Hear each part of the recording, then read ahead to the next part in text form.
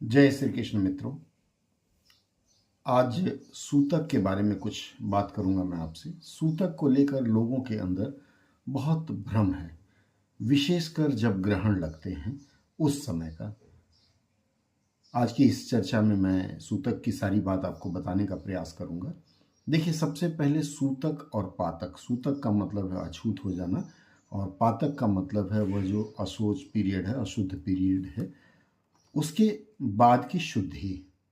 ज़्यादातर इसका प्रयोग करते हैं या इसके बारे में कहते हैं कि घर में कोई जन्म हो या मृत्यु हो उस समय, और आजकल विशेष रूप से ग्रहण के समय लोग इसको ज़्यादा मानते हैं।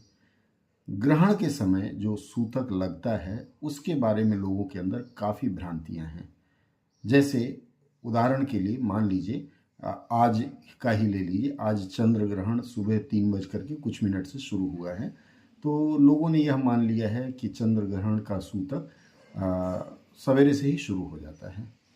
लेकिन यदि आप विज्ञान की दृष्टि से शास्त्रों की बात समझें तो एक बात यह स्पष्ट है कि सूर्य और चंद्र, इनका कभी भी अस्त नहीं होता। क्यों? क्योंकि ये पृथ्वी के चारों तरफ 24 घंटा घूमते रहते हैं। किसी किसी क्षेत्र में जहाँ सूर्य दिखता नहीं, या सूर्योदय जिसको कहते हैं, जहाँ सूर्य उदय होता है उसका एक समय है और सूर्यास्त का एक समय है, किंतु जैसे ही एक जगह सूर्यास्त होता है फिर दूसरी जगह सूर्योदय हो जाता है। यह क्रम निरंतर चलता रहता है।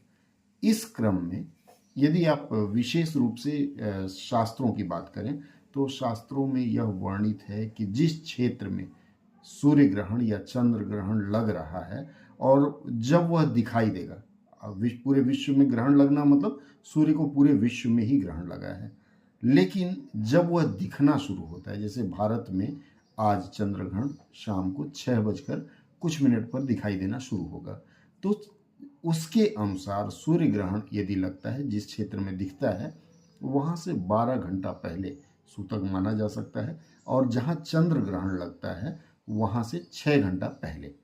जैसे 3 बज के कुछ मिनट से यह माना जा रहा है कि चंद्र ग्रहण 3 बजकर के कुछ मिनट से शुरू हो रहा है और इसका उपग्रह होगा 6 बजकर 46 मिनट पर। यदि विज्ञान की माने, हमारे यहाँ भी हिंदू धर्म शास्त्रों में भी विज्ञान है, तो विज्ञान का यदि हम माने तो सूर्य का उदय और अस्त कभी नहीं होता है। 9 घंटा निकाल लीजिए, अर्थात 8:45 के आसपास कुछ समय बचता है, और इसी तरह से सूर्य ग्रहण में भी आप 12 घंटा हिसाब निकाल लीजिए। तो जिस हिसाब से आपको जब आपके देश में दिखे उसके अनुसार आप सूतक मानना शुरू करें, तो मुझे लगता है यह अधिक वैज्ञानिक है। और इस अवधि में 2-3 चीज़ें होती हैं। लोग मंदिर के दरवाजे बंद कर देते हैं, भजन कीर्तन करते हैं, लेकिन जहाँ बालक हैं, जिन घरों में बालक हैं, यहाँ जहाँ बाल गोपाल को रखा है, बाल श्री कृष्ण को रखा है, उनको तो भूखा नहीं रख सकते, तो उनके लिए छूट है कि उनको आप भोजन दे सकते हैं, प्रसाद दे सकते हैं।